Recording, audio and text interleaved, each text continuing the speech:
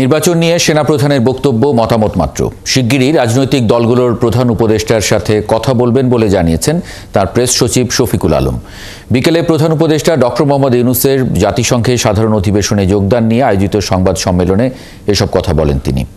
শফিকুল আলম জানান, রাষ্ট্রের গুরুত্বপূর্ণ প্রতিষ্ঠান সংস্কারে গঠিত 6 কমিশন কাজ শুরুর আগে রাজনৈতিক দলগুলোর সাথে আরেক দফা সংলাপ করবে অন্তর্বর্তী সরকার। এ সময় তিনি আরও জানান, প্রধান উপদেষ্টার জাতিসংঘের সাধারণ পরিষদের অধিবেশনে যোগদান অত্যন্ত সফল ও ঐতিহাসিক ছিল। জানান, এবারের ইভেন্ট সফরে মার্কিন প্রেসিডেন্ট, ইতালির প্রধানমন্ত্রী, জাতিসংঘ মহাসচিব থেকে শুরু করে বিশ্বব্যাংক প্রেসিডেন্ট, IMF প্রধান ও বিশ্ব নেতাদের সাথে 50টির মতো বৈঠক ও সভা করেছেন। তারা সবাই বাংলাদেশের অন্তর্বর্তীকালীন সরকারকে সমর্থন দিয়েছেন। এই সরকারের সাথে কাজ করার আগ্রহ প্রকাশ করেছেন বলেও জানান প্রধান উপদেষ্টার প্রেস সচিব। 16 মাস না 18 মাস না 12 মাস না 6 মাস, এটা আসলে ডিসাইড করবে বাংলাদেশের জনগণ।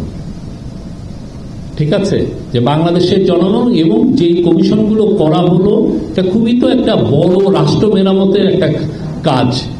এই কমিশনের রিপোর্ট নিয়ে পলিটিক্যাল কনসালটেশন, এবং এই কনসালটেশনের পরে বাংলাদেশের জনগণ, বাংলাদেশের সোসাইটি, বাংলাদেশের সমস্ত স্টেক হোল্ডার যখন ডিসাইড করবেন যে না, আমরা এই বিষয়ে ঐক্যমত্যে পৌঁছেছি, তখন আপনি ইলেকশনে একটা ইয়া হবে।